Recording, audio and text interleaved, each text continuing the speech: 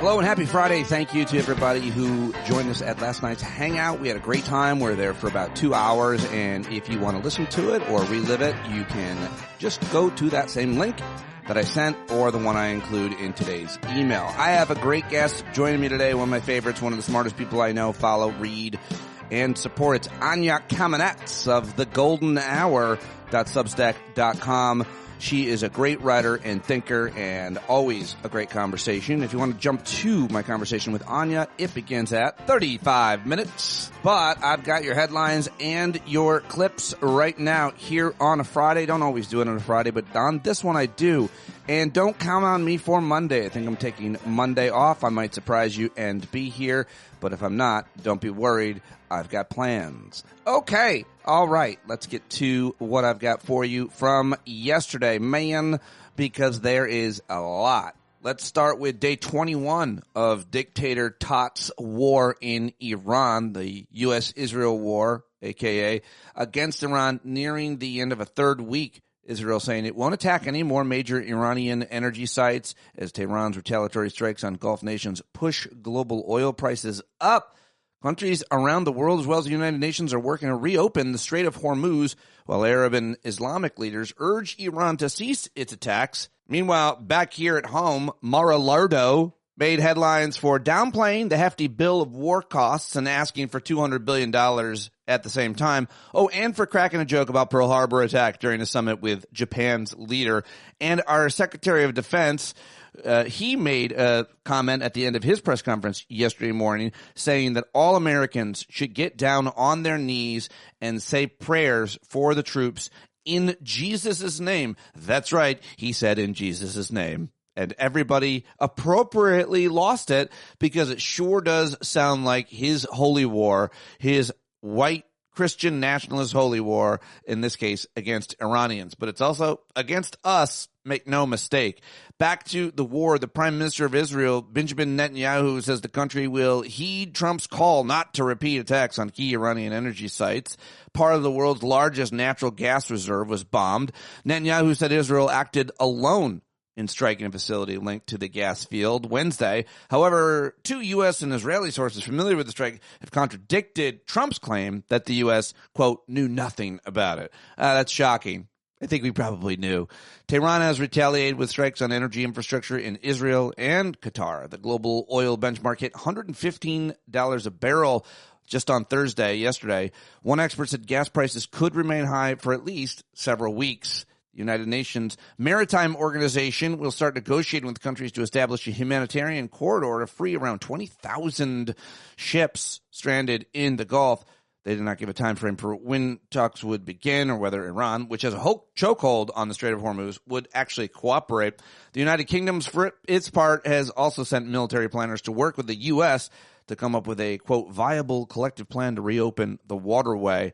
And like I said, Liger Woods now seeking $200 billion in new Pentagon funding. He calls it just a small price to pay to equip the military. His administration also bypassed Congress's expedite the sale of billions of dollars worth of weapons to UAE and Kuwait as Gulf allies take the brunt of Iran's retaliation for U.S. and Israeli military action, according to CNN.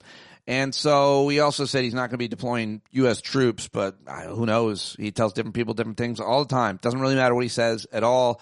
Tomorrow, it only matters what he says today for the moment, and then he reverses himself a moment later. It's pretty confusing to live in America in 2026. An F-35 fighter jet made an emergency landing at a U.S. airbase in the Middle East after it was struck by what is believed to be Iranian fire. This happened shortly after Groper Cleveland himself said, nobody's even firing on us. And then an F-35 jet got shot down or had to make an emergency landing. The pilot's okay, apparently. Countries across the Middle East intercepted drones and missiles early this morning, including Iran, Israel, Saudi Arabia, the UAE, Bahrain, and Kuwait. The attacks come as Muslims around the region celebrate the Eid al-Fitr festival that marks the end of the holy month of Ramadan. So there's that happening now as well. And more than 18,000 Iranian civilians have been injured since the latest conflict began, according to their media. The death toll surpassed 1,000 yesterday. Scores more have been killed around the region, including, obviously, now I think 13 U.S. service members and foreign nationals. Lots more to say about that. I'm sure I didn't cover it all, but that's a CNN roundup, which was been pretty good the last few days, and I wanted to share the latest from there with you. Also should mention, yesterday, the Director of National Intelligence and woman who believes nothing, apparently, Tulsi Gabbard, was back on the Hill, along with old crazy eye Kash Patel answering questions, this time from the House. Lots to talk about there. I've got a few clips for you coming up. The country of Cuba is facing an electricity crisis. Power frequently goes out in Cuba, sometimes plunging the entire island into total darkness, says the New York Times. Cities outside of tourist areas have been hardest hit, but the outages are also hitting Havana. Meat and dairy is spoiled without refrigeration. Cancer treatments have been disrupted. Many taps have no water, and trash is piling up in the streets. The U.S. has cut off Cuba from shipments of oil, which the country uses to generate its electricity. Trump administration officials are trying to use the pressure to exert leverage over Cuba's leaders. That's how it's being reported in today's New York Times. There's obviously a lot more. Speaking of the New York Times, their investigation came out, I think, 2 days ago about Cesar Chavez and the women he'd assaulted and girls he had raped. And the fallout continues today. A ABC reporter, John Quinones, sat down with Dolores Huerta, his most prominent labor ally, and she spoke out about it, and I'll play you some of the clip coming up. But in California, the state planning to rename Cesar Chavez Day after these accusations of sexual abuse have come to light.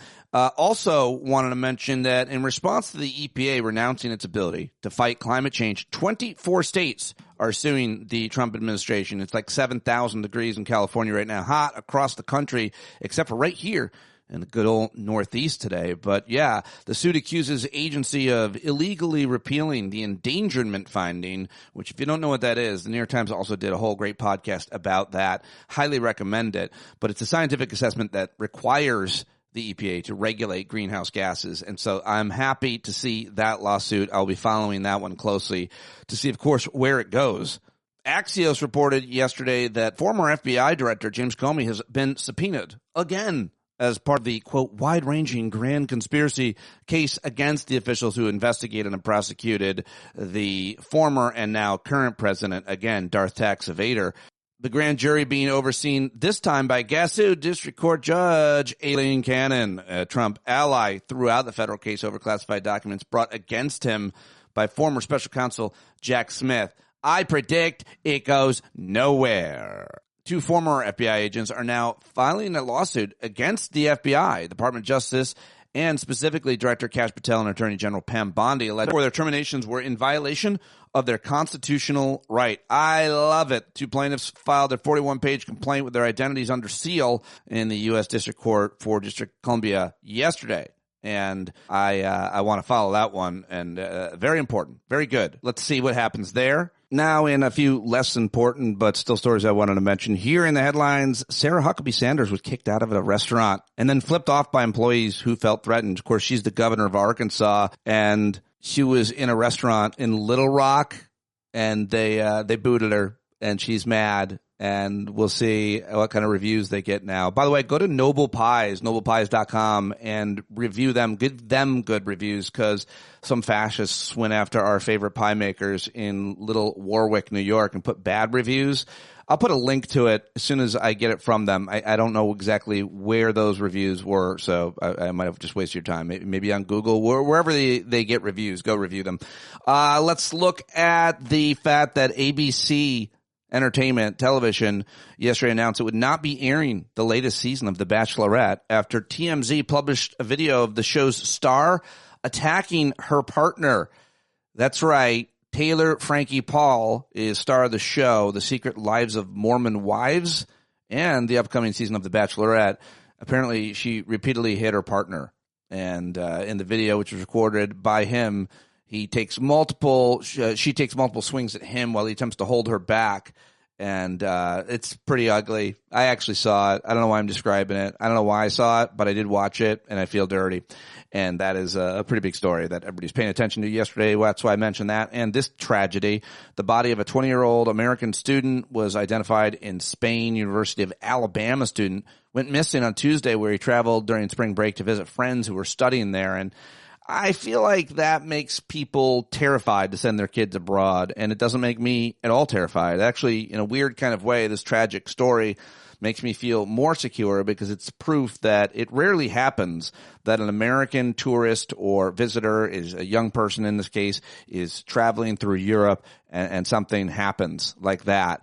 But I understand why it scares people, but it's rare and it's a tragedy, and I'm very sorry to hear it. And I usually don't mention stories like that, but my daughters are about to go move and live in Europe, and I just want to tell people that it's not something I'm more concerned about them staying here, for goodness sake. I'll miss them crazily, as you know, but either way, terrible story, but just wanted to mention that. Another terrible story: former reality TV star Joseph Duggar is facing a child molestation charge in Florida, almost 5 years after, guess who? His own brother, who also starred in the TLC show 19 Kids and Counting, was convicted of downloading child sexual abuse images.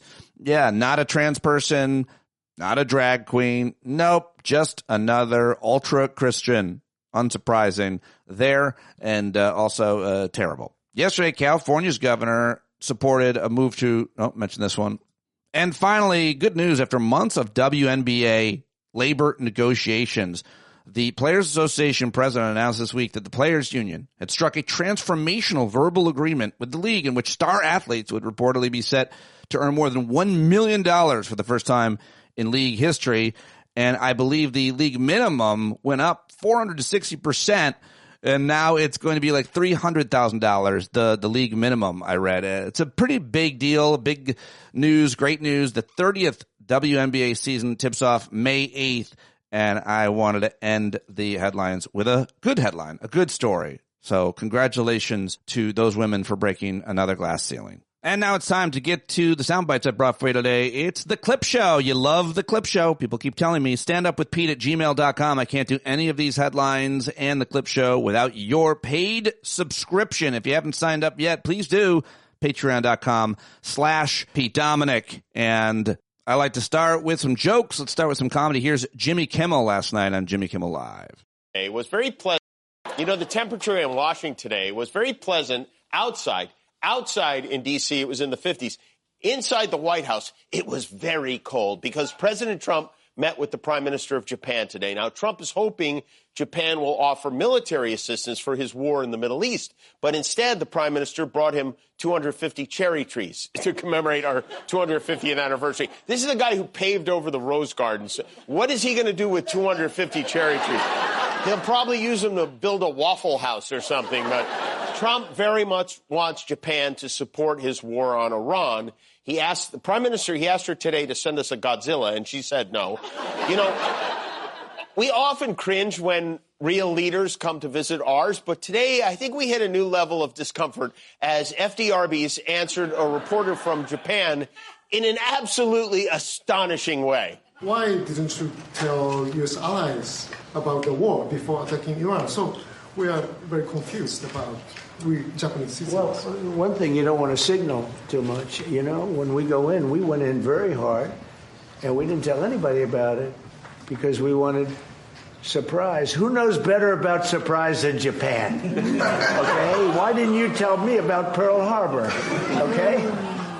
Right? You know. I guess we should be grateful he didn't do an accent. What is going on through that orange head of his? Let me tell you, there's no doubt in my mind that everything he knows about Pearl Harbor begins and ends with a movie starring Ben Affleck. Very funny. Good way to start the clips, because now I've got a whole bunch of harder to hear stuff, but I bring it here every day so you can get as informed, get as much context as possible, and let's go to it. Now let's listen to that clip that ABC News reporter John Quinones sat down with Dolores Huerta. And actually what I've got for you is a local affiliate playing parts of that with a little bit of context around it.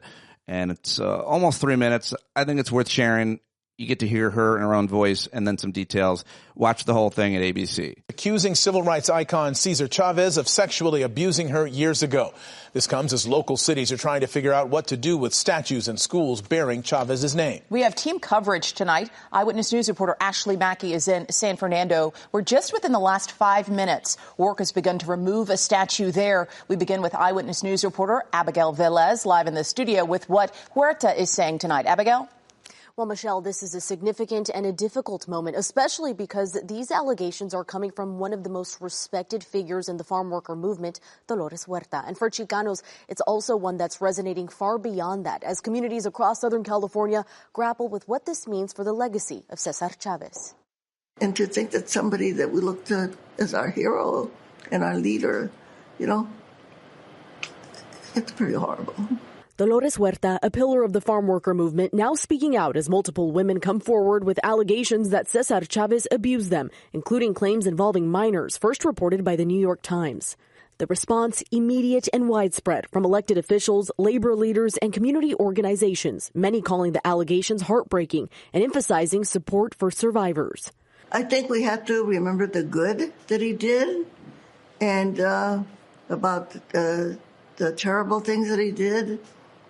I think we leave that up in God's hands, But I think the progress that was made, that we have to acknowledge it and say, that he was a great leader, but unfortunately, he had an evil side to him. Huerta, who fought alongside Chavez for decades, now forcing a difficult reckoning as communities try to balance the movement's impact with these new allegations. In Los Angeles, that shift is already underway with city leaders, including Mayor Karen Bass, reframing Cesar Chavez Day to focus less on one man and more on the farm workers who built the movement. Across the region, there are also calls to rename holidays and reevaluate public honors as questions grow about how Chavez should be remembered. Well, I would hope that his legacy would live on in the things that were accomplished, okay? And it's sad to think that he had this dark side to him. At Santa Ana College, that reckoning is happening in real time. The school has started covering murals and renaming plaques bearing Chavez's name while removing his image from its website and offering counseling resources for students. She's going to turn 96 years old in a month, and she's still carrying this with her. And she just revealed to us, she said, her secret. 60 years later, and it's heartbreaking.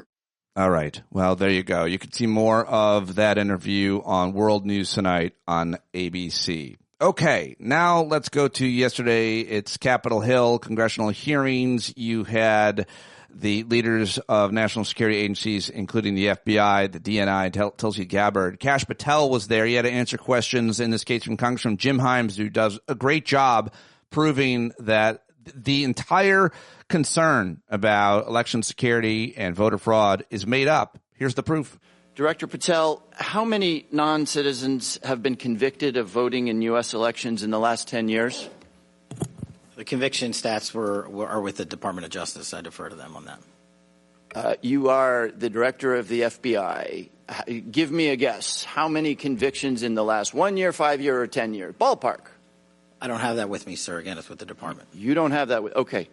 Director Patel, how many active investigations does the FBI have into foreign individuals voting in U.S. elections? We have a number of investigations, generally speaking, ongoing about individuals across the country. Yeah, I'm asking for that number. I don't have that number with me, but I have a number of them. You have a number of investigations. Okay, is that number 10,000? Is it closer to 10,000 or closer to 10? It's probably somewhere in between. Okay. Will you please provide the committee with that number? Yes, sir. Okay. Director Patel, since you don't have the numbers, would it surprise you to know that the Heritage Foundation, which is not exactly the Columbia University Faculty Lounge, found only 77 instances of non-citizen voting in the 24 years between 1999 and 2023, each of which faced investigation by the appropriate authorities. So Heritage has a number of 77 examples in 24 years. Does that number surprise you? No, because it's low.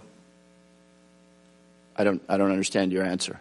You asked me if I was Are you surprised by that disputing? number. Are you I'm disputing that the number is in the range of 77 examples of non-U.S. citizens voting in U.S. elections in a 24-year period? not. I just said that number is low. You think that number is low? Okay. So why, if this is a meaningful issue, do we have no, and I guess I direct this to Director Gabbard, why is there no mention of this thing that will grind the American government to a halt for a 2-week period in the worldwide threats analysis? This annual threat assessment was shaped around the national security strategy's prioritization of threats to our nation and our nation's interests. There are multiple platforms and venues where there have been and there will be reporting on threats to our foreign threats to our elections. All right. There was so much more yesterday. I highly recommend it. I had a whole bunch of clips for you, but I had an issue with it. So I'm just going to fast forward to the next thing. Remember fast forwarding? Remember that? Tape players. And the next thing is the horrific Pete Hegseth. I mentioned this earlier. I'm obsessed with it. It's the most dangerous thing I've heard a leader say in a long time. He is a Christian nationalist. He is a crusader. He is a Secretary of Defense, calling himself the Secretary of War. And boy, is he getting after it. And I say the same to every American who wants peace through strength. May Almighty God continue to bless our troops in this fight. And again, to the American people, please pray for them. Every day, on bended knee, with your family, in your schools, in your churches, in the name of Jesus Christ. What is happening? That's crazy. That's a crazy thing to say. And yesterday, everybody reacted similarly, and the right was mad that we were reacting that way. Oh, you upset that he was acting like it was ridiculous for us to say that the Secretary of Defense should not tell people to pray in a particular specific God's name. No, it's not controversial to tell people to say prayers. What's controversial is to tell them to say them only in Jesus' name. That shit is crazy. All right. Well, let's see. What else do I have for you? This is David Gura, a great reporter, sitting down with Cuba's UN envoy to New York, Ernesto Soberan. Hopefully you can understand what he is saying here with his accent. Said this earlier this week. Any external aggressor will encounter una resistencia inexpugnable, an indomitable resistance. Your job at the UN is to explain to the world the policies of your government. What does an indomitable resistance from Cuba look like? That means that we are ready for any scenarios. You know, we really want to have this dialogue. It is not a new position of the Cuban government. It is a very long-standing position of the Cuban government that we consider that the best option for both parties is to have a different kind of relation, you know. So, and we are open to talk about everything. We are not telling that we can talk about everything based on what I told you. Not interfere in internal affairs, but if you want to talk about human rights, we are ready to talk about human rights. You have the U.S. government has concern about human rights in Cuba. Okay, we have concern also about human rights in the U.S. Something happens in Minnesota or in some other area, so we can talk about this. If you want to talk about democracy, we are ready to talk about democracy also with the U.S. government. You know, but so this is our position. But at the same time, we are ready for some other scenarios because we suffer aggression from the U.S. government in the past, so we know about that, and we have to be ready for it. So when the president said that, that means that we are ready to talk. This is our main position. But if someone try to invade Cuba, or if someone try to make an aggression to Cuba, they will find the whole people, 10 million people, ready to defend our sovereignty, our independence, without it not taking into account the cost. We told in the past, we prefer to disappear before, as a nation, before to go back to what he had in 1959, before 1959, who was a government that do what the U.S. government said. All right. Hopefully you understood what he said, but that's an important thing, I think, for all of us to be thinking about and add it to the list, right? Okay, here is economist Justin Wolfson on MS Now talking about gas prices and how it works. Vice President J.D. Vance is warning of a rough road ahead, but says that rising gas prices are a temporary blip, just as the president has said. What do you say to that? Yeah, that's a lie, and he knows it. Look, we know this because people trade the future price of oil in futures markets. The president's been on about this. He's saying, oh, it's just a temporary blip. That's not true. The market's already trading what oil will be in 2026, 2027 and 2028. And it's expected to be higher throughout all of that. Everyone's making plans for oil prices to be elevated for a fairly substantial period. There's no good reason to believe it's going to go away straight away. It could, of course, but it also could be much worse than the markets think as well. All right. Thank you, Justin Wolfers. That was, I think, on CNN, not on MS Now. Here is Lauren Boebert, Congresswoman, Republican, saying she's not paying for any extra war money. How about that? Maybe Republicans will deny the request for funding in this war. I will not vote for a war supplemental. No, I am a no. I've already told leadership I am a no on any war supplementals. I am so tired of spending money elsewhere. I am tired of the industrial war complex getting all of our hard-earned tax dollars. I have folks in Colorado who can't afford to live.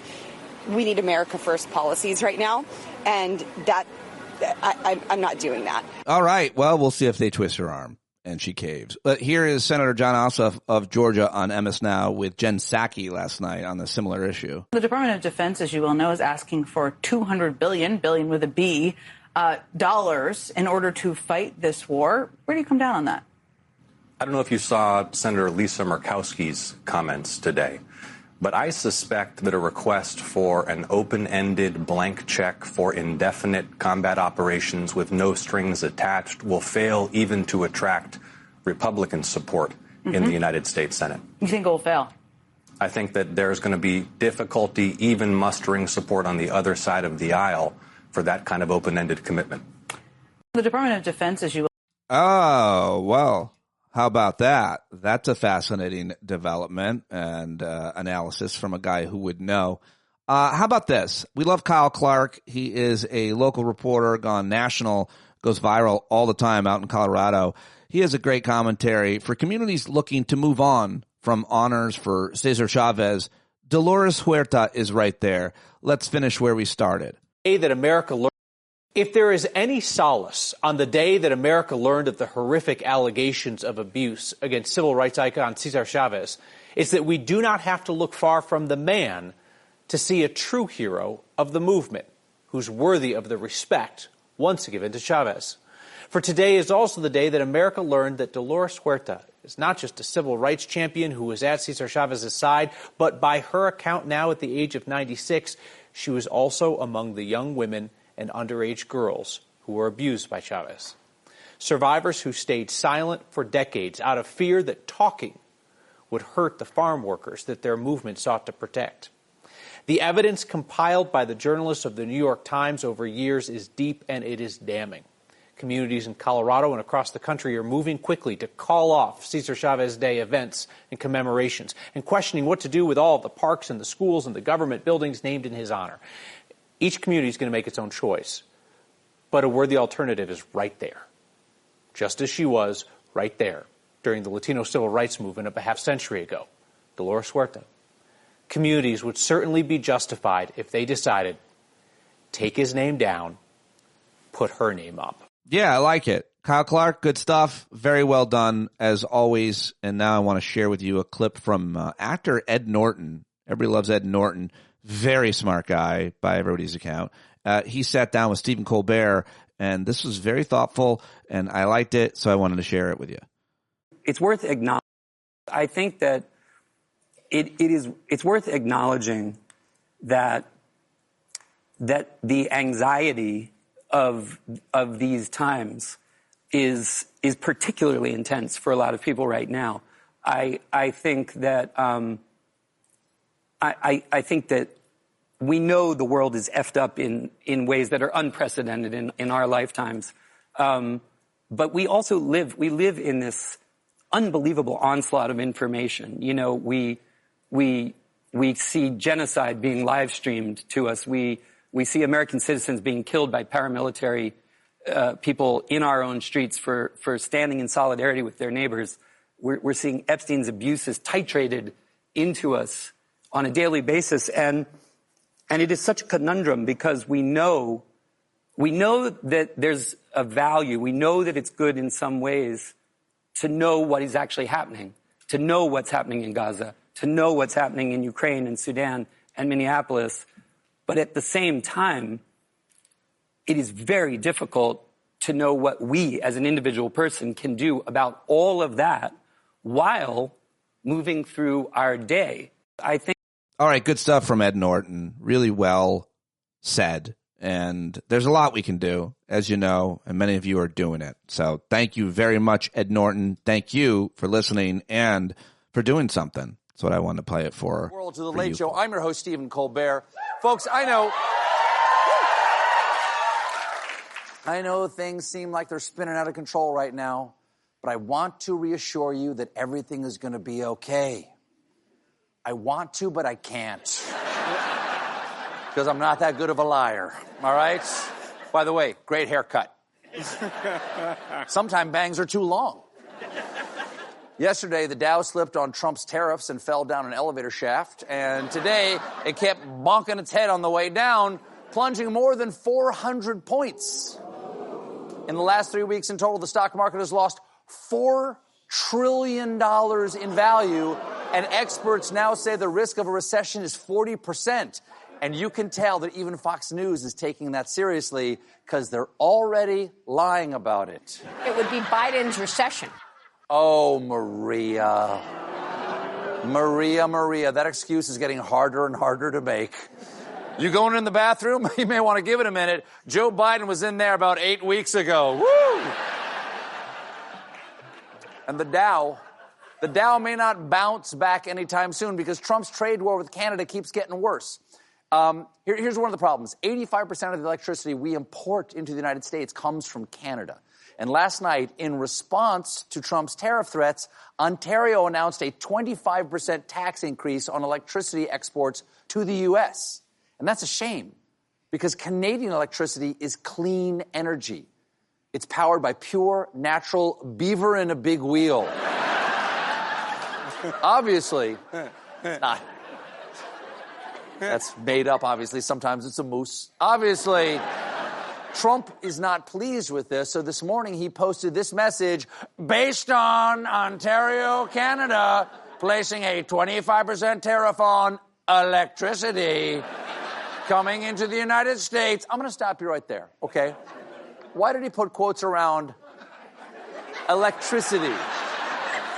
They're taxing, no, folks, they're taxing the electricity that powers my phone that I use to talk to my beloved family.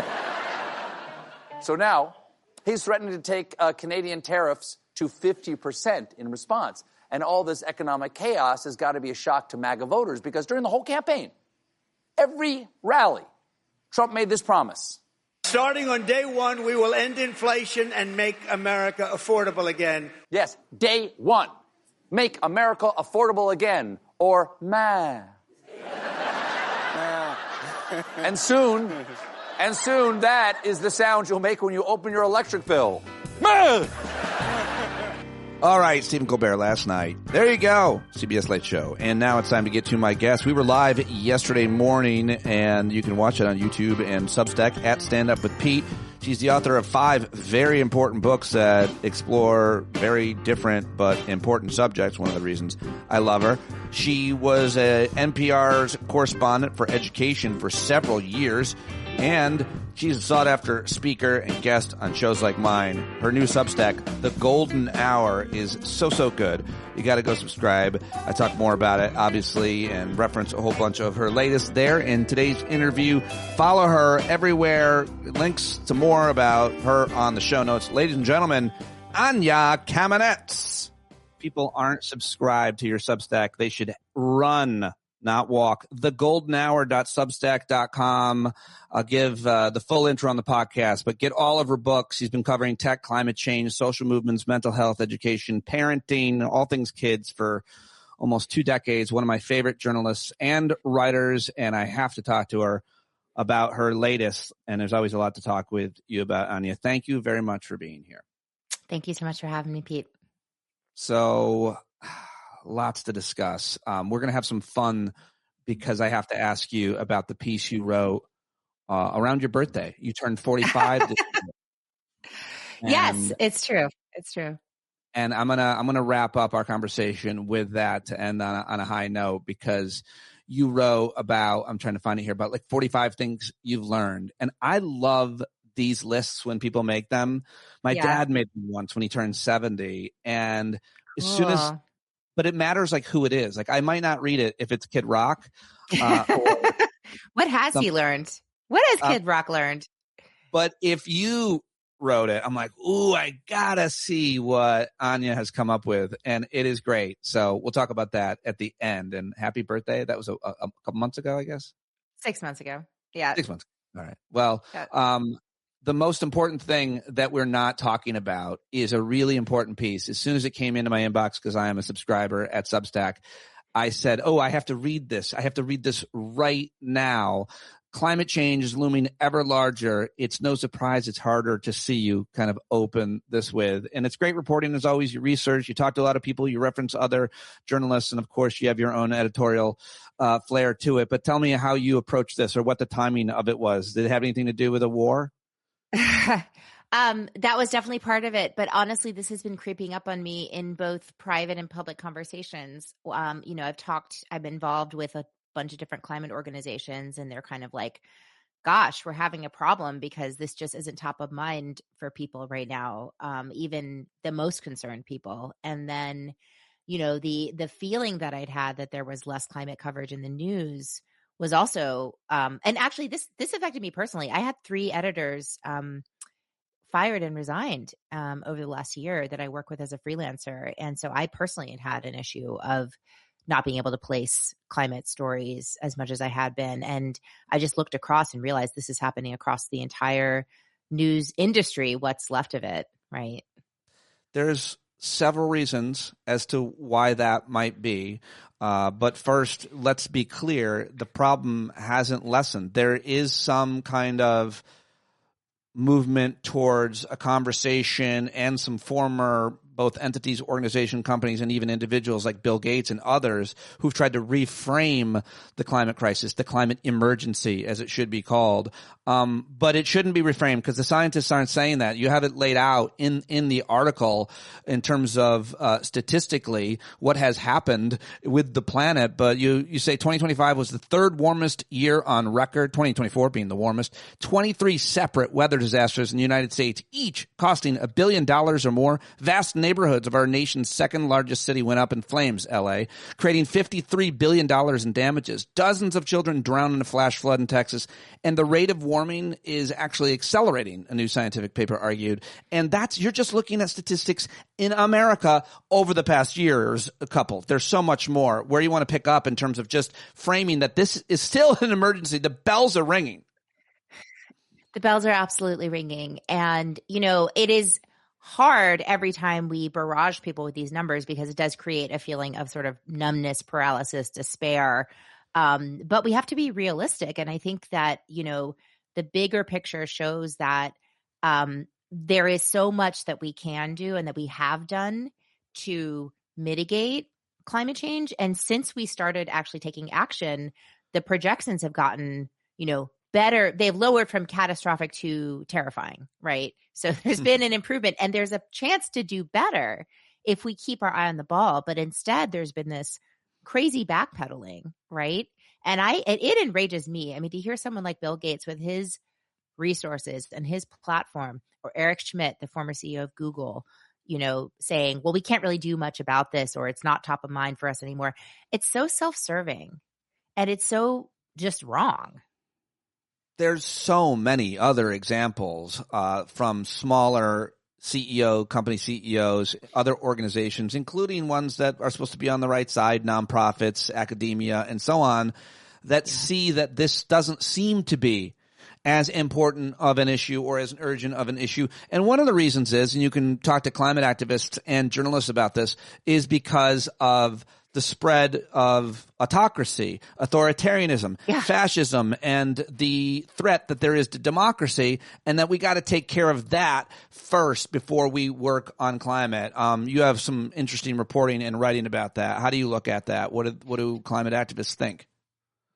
Well, I mean, I think there's a very clear, first of all, like this is by design, right? So basically you could say that the fossil fuel industry funded Trump's campaign to a record-breaking amount. And there was an incredible reporting during the campaign that he basically got up in front of a bunch of fossil fuel industry executives and says, if you give me money, I'll do whatever you want. And that is true. I mean, this is the guy that appointed the head of Exxon to be Secretary of State in his first and then fired him like a dog while he was on the toilet. Rex Tillerson. Yeah, that was. Yeah, that was that. Exactly. Good old days.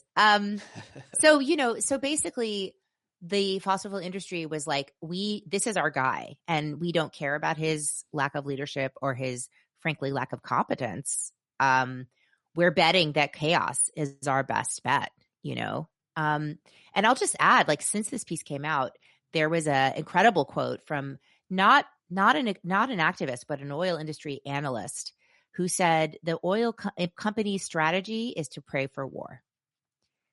They basically need a war every few years to improve their prices. And that's exactly what they got. It would seem like the cost of their product is going up because it's harder to get. And it seems like oil-producing nations are doing pretty well in this situation. We can talk about Venezuela and how they've been compromised or what's changed there. Obviously, Russia. And now we're looking at the entire Middle East on fire. But I guess that's not bad for oil companies at this point right now. What else? The other thing that's not bad is that there has been arguably a disinvestment into renewable energy. And the federal government is not only not investing in the future like the rest of the world is, but they're investing in the past and making it harder for projects that have already been funded. That's just the most outraging one to me. Wind and solar, especially projects that have already been funded, to be defunded. I read they tried to pay off a wind company $1 billion just so they'll stop. And so that is another dynamic which you report is happening. We're invested in the future of renewables, which are great and competitive, as you teach us, but also we're investing in the past.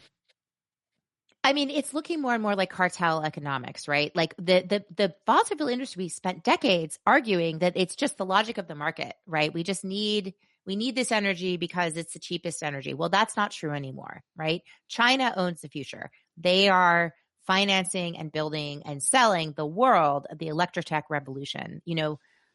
Ethiopia, I believe, banned gas cars just a couple of years ago. And they have built out their electric charging network. And they're just like, we import our cars and we import gas. Let's stop importing gas.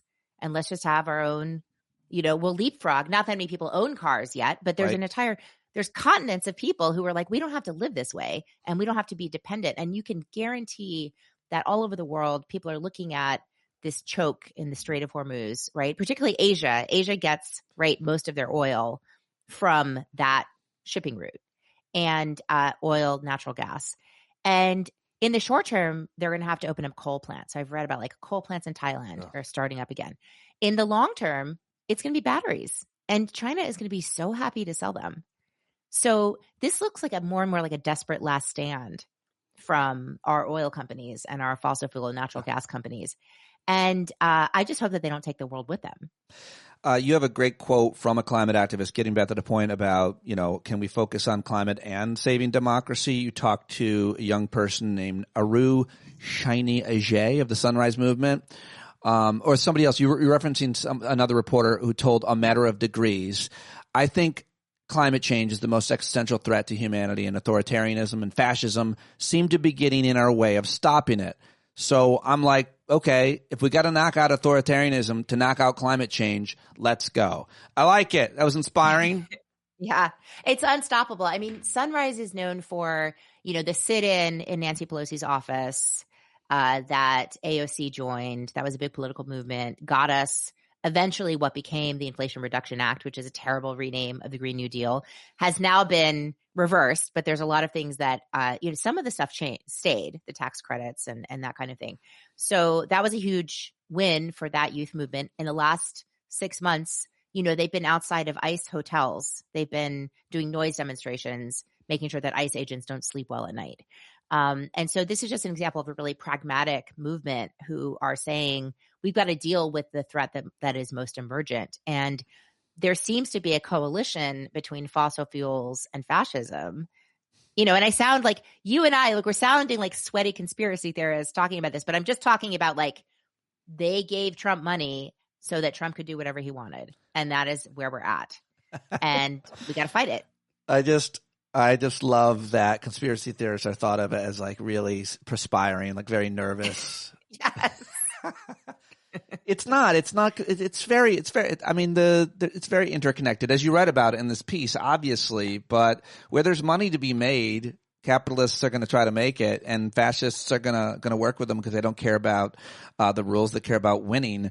And that's exactly what we're seeing with the connection between the oil and gas industry in the United States of America and government. But I want to make a distinction between I like capitalism. I like innovation. I like businesses. I like free markets. This is not free markets. This is cartel, right? This is crony capitalism. When you're giving away, when oligarchs give money to the president and the president says, I'm going to change the regulations, I'm going to reverse things that are in process in order to load the dice for your old, dirty, expensive energy. That's not capitalism, and it's not a level playing field. And that's what we really have to deconstruct, because China is making bank selling people stuff that is efficient, that is offering independence, and is cheaper. And that's capitalism. I'm all for it. Well, even if you like capitalism, I'm no fan of capitalism. I can't argue too well about economics. I don't know what I am, but I certainly don't like it when it comes to the idea that you're going to take two sources of energy. One's really bad and dirty and pollutes the environment, and the other is not.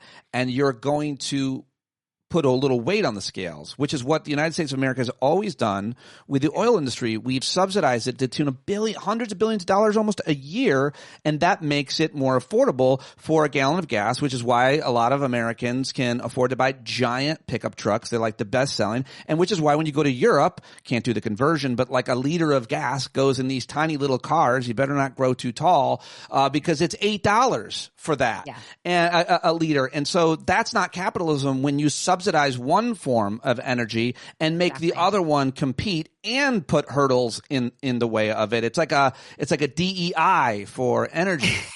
That's exactly right. And it's totally affirmative action for the worst kind of energy. Right. Right. It is. Yeah, exactly. And so, I think there's levels to this, right? There's the personal level where I'm I feel bad for not talking more about climate change because so many other things are going on. Mm-hmm. But then I start to see it in this systemic perspective, and I'm oh, this happened on purpose. They're trying to distract us. Yeah, and you do a great job connecting all the dots in this piece, which everybody should read, the most important thing we're not talking about. But I've only got a few more minutes with Anya, and I got to say, over on her Substack, thegoldenhour.substack.com, it's such important work, super original. And I think the most important thing for Anya is, and for a lot of other people, she has the credibility of a pretty impressive career of being vetted. And so when you're looking for independent reporting, you should look at people who have that, in my opinion. But you've got so many other great pieces, including one back in January, How to Get Over the End of the World. I'm trying to let go of Collapse You Right. It's a popular piece. Give me a little bit about that before we go to the happiness. Yeah, sure. Basically, so when we start talking about climate change, a lot of people in this field talk about what's called collapse. And they're basically extending out the trend lines that we're in and saying, there's a lot of stuff that's unsustainable about our current way of living. And what is unsustainable means? It means you can't keep going, right? And so there is a vast kind of group of people who are various levels of credibility and expertise talking about, well, what does it look like after the end of this? Do we go into degrowth? Is there some kind of area where there's no longer constant growth and constant improvement in standards of living and technology? And the truth is, I was very caught up in that for some time as a lens or perspective to think about big picture changes, what might happen in 2 generations, 3 generations. And it's not impossible. Like there's a reality where that can happen. But I think what I'm trying to write about here is unhooking from that as a certainty. Like it's very easy to get obsessed with like the monster movie ending where everything like ties up and, you know, when we've all kind of been there and we love disaster movies. But how do you actually think about realistically big changes that might be coming in the future without getting too attached to any particular outcome, even if it's a doom outcome? Because doom makes you feel, for me, doomism makes you feel smart. It makes you feel like very certain. And like you've got some serious knowledge that nobody else has. I have never heard someone characterize it that way, but a certain friend who may or may not be watching is that. And a bunch of other people as well. A bunch of people I know who happen to categorize as some of the most intelligent people I know fall into that category. And it's fascinating the way that you analyze it. I've not heard it quite put that way. Yeah, that's what happens. It's pretty common, I think. It's really common because you know why? Uncertainty is so uncomfortable, you know? Yeah. And yes, it's the worst. It's so hard to tolerate. And I know you do mindfulness stuff. Like that's the main thing of mindfulness is like helping us live with uncertainty and just not knowing. And what's also true is that like in our culture, in our society, it's like optimism is for dummies and hope is for dummies. Why is that? Why is that? Because I'm an optimist and I feel like I think people think I'm a dummy, and I think often they're right. I think they're right that because my optimism is often wrong. I predicted that Trump would lose both times as an example. I can name other things that I have zero credibility on that I've gotten wrong, but I try to be optimistic. Why are we? Are you? How do you categorize yourself? Well, there's some people use the term tragic optimist. I kind of feel like I want to be able to live a life of joy and meaning separate from my predictions or my brain wanting to jump ahead about what might happen. Oh, I like that. You know what I mean? So it's like very much the like, the parable about the guy that's going over the cliff and there's like a tiger chasing him and he's like stops and eats a strawberry. He's like hanging out by his fingernails to the edge of the cliff. I don't know this parable, but I want to. Okay, so the tiger's chasing him. And he goes over the cliff, and then he's like hanging by his fingernails on the edge of the cliff, and the tiger is above him, like snarling. And then, like in front of him, there's a strawberry, and so he eats the strawberry. That's it. I hope it was good. It was great. It was the best strawberry ever. Like that's, I don't know. I mean, look, you can call people dummies. I've seen research that says that like depressed people are more realistic. Like they're more realistic about their own abilities. And like that tracks. That tracks. Yeah. But it's not the most adaptive, Oh, I want to talk all about this. Let's go just quickly to your list. 45 things I learned by 45. If you're not subscribed to Anya, you might have missed this. She's one of the smartest people I get the opportunity to talk to and gotten to know. And so it's a great person's list to reference. All right. I'm going to name a few and you can just give a lightning round reaction. But I guess you had to include SPF every day, no matter who you are. I just found out that most black folks, according to like 10 black people I was talking to at once, wear sunscreen every morning. I was like, what? I don't even, and I thought that wasn't as bad of a problem, but I'm super ignorant, so everybody should be wearing it, not just pale skinned people. That's so true. That is so true. This one outraged me. I'm biased towards liking you and respecting you, and I like you can convince me of stuff, but this cold plunge stuff, you say cold plunge is worth it? Come on. Personally attacked, huh? I gotta tell you, I mean, it's not for everybody. My husband has a much lower body fat percentage than me, so it could be gendered. He's not into it, but I think it's amazing. I think it bombs your brain with both like dopamine and oxytocin. Like it's like up chemicals and down chemicals at the same time. And it makes you feel incredible. What can I tell you? There's also like the personal fortitude aspect of it. Yeah, like I don't like that because that's what I don't feel like I have come the pool, the plunge. I'm like, I don't think I have the you could call it fortitude. Some others might call it courage. Here's a couple you don't have to react to. Tell the people you love, the people that you love, tell them. Yes. I like that. Obviously, this one makes your family sound pretty impressive or crazy. Every meal and snack I serve, I silently put out fruit, veggies, or salad. Every night, we also have dessert. What? Oh, yeah. You don't have dessert every night? No way. No way. A dessert is such a treat for me. I just had a piece of cheesecake a week ago, and I'm still thinking about it. Well, you look great. Congrats. It's just stuff. Oh, my God. Yeah. I mean, I have had friends lose everything in fires and in floods. And then just at a certain point, you realize that's it. The more comfortable you get with death, the freer and better your life will be. I love it. I love that a lot. And finally, try growing something, even one pot of basil in a windowsill, which I also love. Take a walk by a body of water as often as you possibly can. Go over to thegoldenhour.substack.com right now to read the rest of this. I'll share this one, the link in the show notes. Anya, it's always a great pleasure to talk to you. I appreciate you joining me and sharing your original reporting. I hope people will go and pay for it. I appreciate you, Pete. Thank you so much. All right, Anya Kamenetz. Go subscribe to The Golden Hour. Get her books. Let her know that you heard her here on the show. She's on a bunch of social media platforms. You can link to them through the show notes. I've linked to them through the show notes. Join us in Las Vegas, Pod Jam 3. And have a great weekend, everybody. I guess I don't know what else to say. Thank you very much for pressing play, for listening all the way to the end. You are a bumblebee and the greatest. I may or may not be here on Monday. I think I'm taking a day off. We will see. And I love you and appreciate you and hope that you're okay and that you're finding joy and not suffering, and that it was great to see John Carroll last night. He joined us. Go support and subscribe his work on Spotify. Listen to him. JohnCarroll.org. Most importantly, buy the album. Talk to you next week. Knees, you gotta stand up, stand up. I think you're driving wheels with leaking grease. Boy, you better stand up, stand up. Well, there's a whole lot more of us who know what's right. They'll keep right on ignoring us if we keep sitting tight. You got to open up the window to let in some light. You gotta stand up, that's right. You got to rise up, you got to stand up. Stare the devil straight in the eye. We got to let him know it's his turn to go. See it clear when all you hear is a lie. Don't get up off of your butt, get down off of your fence. Even if it ain't a very friendly audience, well, they'll begin to listen when you start making sense. And you stand up, stand up. No need to point your rifle to defend your town. Just stand up.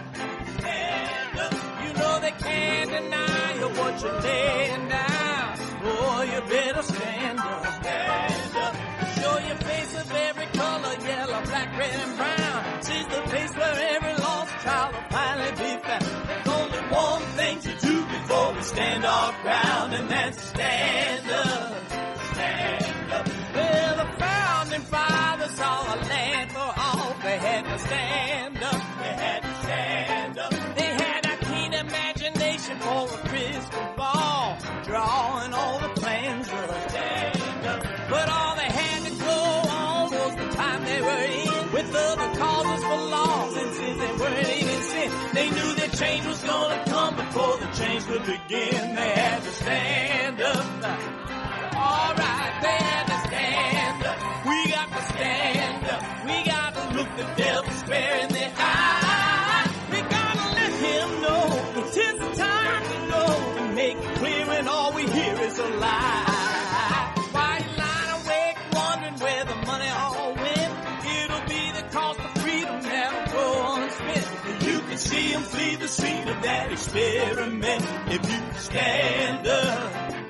All right, we got to speak up, we got to reach up, and raise your voice in every way you know how. Don't be toes up, you got to show up. Ain't no better time to do it but now. No need to pledge allegiance to no wanton tribe. Rise up, show obedience to the voice inside, and listen well and it'll tell you not to run and hide. It says